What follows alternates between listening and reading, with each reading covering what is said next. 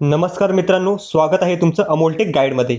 आपल्या चॅनलवर ज्येष्ठ नागरिक प्रमाणपत्राचे व्हिडिओ पाहून खूप लोकांनी आपले कार्ड काढले। पण एक प्रश्न वारंवार विचारला जातोय, दादा ज्येष्ठ नागरिक कार्डसाठी नक्की वय किती लागतं, 60 की 65? अनेकांचे अर्ज फक्त वयाच्या चुकीच्या माहितीमुळे रिजेक्ट होत आहेत।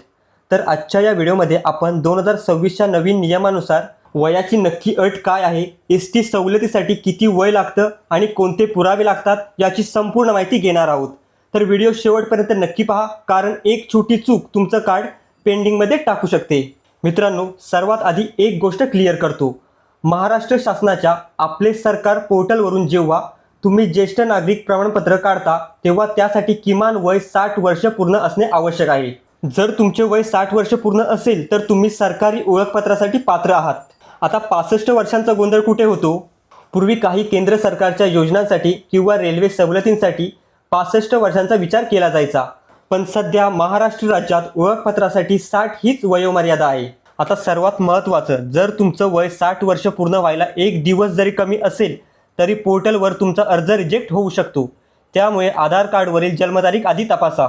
आता वयाचा दुसरा मोठा प्रश्न येतो, तो म्हणजे एसटी प्रवास सवलत। तर यामध्ये 60 ते 75 वयोगटातील ज्येष्ठ नागरिकांना एसटीच्या साध्या आणि निम आराम बसमध्ये 50% सवलत मिळते आणि ह्यासाठी हे स्मार्ट कार्ड किंवा प्रमाणपत्र आवश्यक आहे।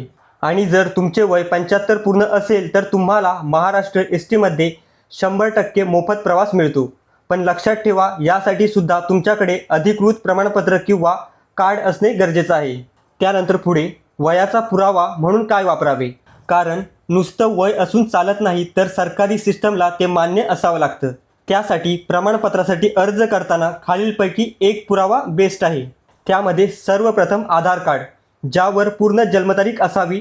त्यानंतर दुसरा आहे शाळा सोडल्याचा दाखला, ज्याला आपण लिव्हिंग सर्टिफिकेट सुद्धा म्हणतो, हा सर्वात मोठा पुरावा मानला जातो। आणि तिसरा आहे मतदान कार्ड किंवा पॅन कार्ड। यातील कोणताही एक डॉक्युमेंट तुम्ही वयाचा पुरावा म्हणून जोडू शकता। आणि जर तुम्ही वयाचा पुरावा आधार कार्ड म्हणून देताय तर त्या आधार कार्डवर फक्त जन्मवर्ष असेल तर आधी ते अपडेट करून घ्या, अन्यथा एज नॉट व्हॅलिड असा एरर येईल। तर मित्रांनो, आता शंका दूर झाली असेल की कार्डसाठी 60 वर्ष पूर्ण असणे गरजेचं आहे।